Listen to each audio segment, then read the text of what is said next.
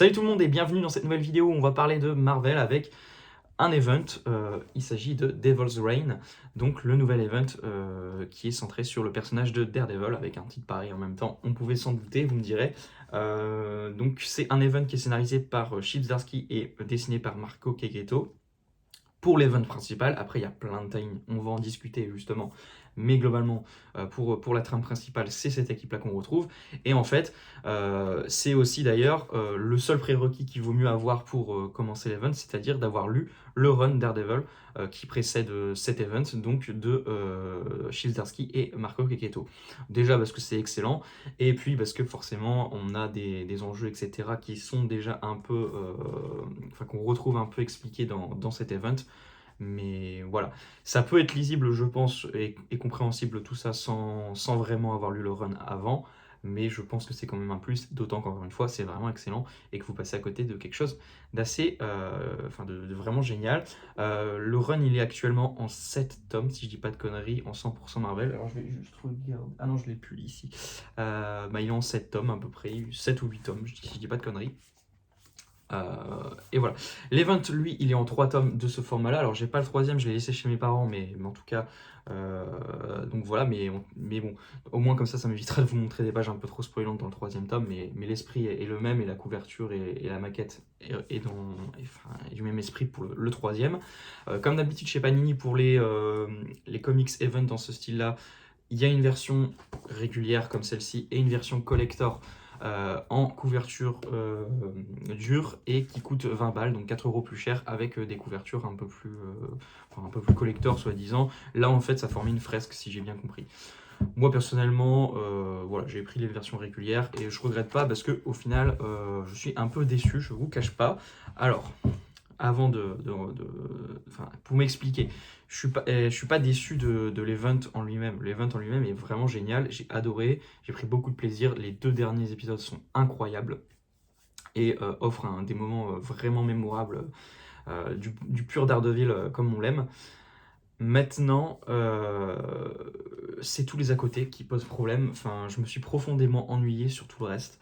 Euh, Il y a juste un tie-in qui sauve la mise, qui est aussi scénarisé par Chizdarsky. C'est celui qui est centré sur Elektra.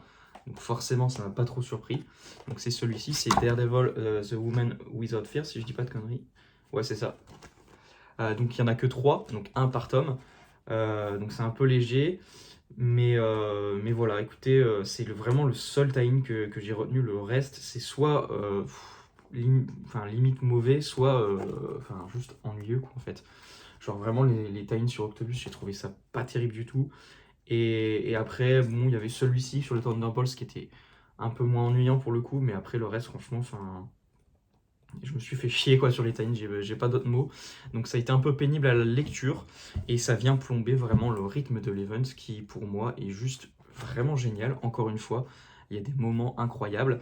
C'est vrai que je l'ai pas pitché l'event, donc je vais le faire tout de suite. Qu'est-ce qui se passe dans Devil's Reign? Eh bien, on a tout simplement Fisk, donc le Caïd, qui est actuellement le maire de New York, qui se rend compte qu'il lui manque quelque chose dans ses documents et qu'il connaissait l'identité de Daredevil. Mais il n'arrive plus à s'en souvenir. Pour ceux qui ont suivi l'histoire de Daredevil, c'est tout simplement que Matt a fait en sorte que toutes les personnes qui connaissaient son identité l'oublient grâce aux enfants de l'homme pourpre. Et donc de ce fait, les gens ont oublié que Matt Murdock est Daredevil. Sauf que donc en voyant qu'il a un dossier chez lui, mais rempli de pages vides, le caïd va se rendre compte qu'il connaissait cette identité et que Daredevil a dû faire un truc qui l'empêche de savoir ça. Donc ça va mettre le caïd dans une rage folle, pardon. Il va tout simplement faire en sorte que tous les super-héros sont interdits à New York. Il va mettre en place une espèce de police pour les arrêter et une équipe, donc les Thunderbolts, pour vraiment les héros les plus compliqués à neutraliser. Voilà, donc le pitch n'est pas sans rappeler Civil War, avec tout simplement les super-héros qui sont interdits, entre guillemets, mais c'est normal, en même temps, c'est un peu ça, mais à une échelle plus réduite, vu qu'ici, c'est vraiment la ville de New York qui est concernée par cette loi. Et voilà, donc il y a un peu une vibe Civil War, donc il y a un bon event. Alors moi en comics, je suis pas hyper fan personnellement. J'étais un peu déçu à ma lecture, mais bon, là c'est purement personnel. En tout cas, ça fonctionne plutôt bien dans ce numéro-là. C'est plutôt cool de voir nos super-héros un peu acculés et dans la mouise et qui n'arrivent pas à sauver les gens comme ils le peuvent, parce qu'ils doivent en plus gérer une espèce de police qui les empêche de faire ça. Donc ça c'est plutôt cool, ça donne une ambiance vraiment stylée. On va avoir plein de personnages, hein, forcément c'est un event, donc ça c'est vraiment un pur plaisir de voir tout l'univers Marvel un peu au rendez-vous, et les dessins de Keketo sont juste sublimes et c'est vraiment trop cool de le voir dessiner plein de personnages de l'univers Marvel comme ça. Donc ça franchement vraiment très cool. Et puis vraiment de son lot de moments assez génial, surtout dans les deux derniers numéros, avec des superbes planches encore une fois, et juste, enfin voilà, il y a un affrontement entre le Kaïd et Daredevil qui est assez court, hein, mais qui est vraiment super intense et que j'ai adoré. Et franchement, c'est juste trop génial. Il y a aussi pareil une scène vraiment très brutale avec le Kaïd, j'en dis pas plus, mais que j'ai trouvé juste glaçante et hyper bien mise en scène en termes de dessin et aussi bien écrite. Donc franchement là-dessus, voilà, j'ai vraiment beaucoup aimé l'event en lui-même. Mais pour moi, tous les tie-ins à côté, c'est juste inutile. Ça fait pas avancer l'histoire. Au contraire, je trouve que ça ralentit le rythme. J'ai pris sur moi la plupart du temps sur la lecture. J'ai fait, bon, franchement, je m'emmerde, quoi. Donc ça, c'est vraiment dommage. Et pour comparer, par exemple, avec War of the Realms, qui est aussi un event où j'ai beaucoup suivi, j'avais pris l'Absolute chez Marvel. Là, pour le coup, il y avait vraiment des tie-ins hyper intéressants qui faisaient avancer l'histoire et qui étaient vraiment génial. Il y en avait un, je crois, qui était scénarisé par Tom Taylor, qui était franchement très cool. Enfin, là, c'était vraiment des bons tie-ins. Bon, ils n'étaient pas tous excellents, mais il y en avait au moins la majorité qui était intéressant. Là, franchement, à part, je vous dis, celui sur Electra, le reste, c'est assez pénible à lire. Voilà, donc je regrette vraiment d'avoir pris ces éditions-là. J'ai dit, tiens, je vais tester. C'est un event Marvel. Ça fait longtemps que j'ai pas suivi un event Marvel en totalité. J'étais vraiment un peu impatient voilà, de me plonger à fond dans l'event. Et au final, bah, grosse déception parce que franchement, à part l'event en lui-même, qui encore une fois est vraiment bon et que j'ai adoré, le reste, c'est pas terrible. Voilà.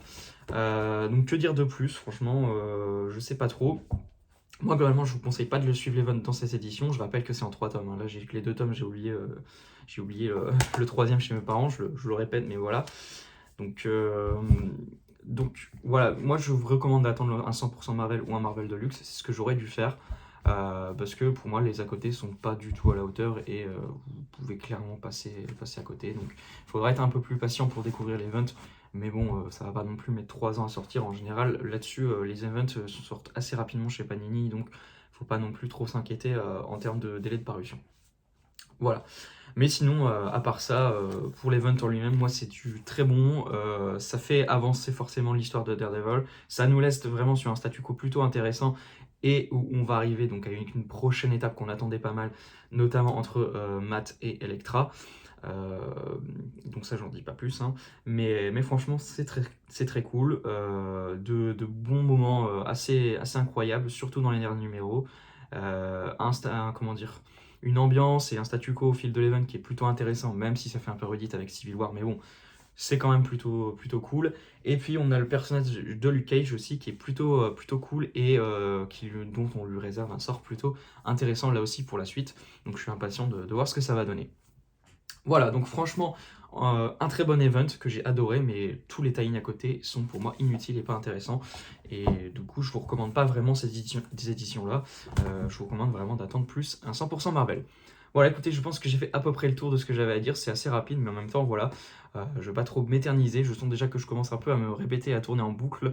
Voilà, donc n'hésitez pas comme d'habitude à me donner votre avis dans les commentaires. Je suis assez curieux de savoir s'il y a vraiment que moi qui n'ai pas trop apprécié les tie-ins, mais en tout cas, voilà. N'hésitez pas à donner votre avis sur tout ça dans les commentaires, ainsi que sur la vidéo en elle-même, bien sûr. Et puis, on se dit à très bientôt pour une prochaine vidéo. Ça devrait être une vidéo sur DC Infinite ou un achat comics et info. Et puis après, vers la fin du mois, on basculera sur les vidéos sur Batman Catwoman. Mais ça, j'en dis pas plus. Ça sera dans le prochain achat comics et info que je développerai tout ça. Voilà. Prenez soin de vous. À la prochaine. Salut tout le monde.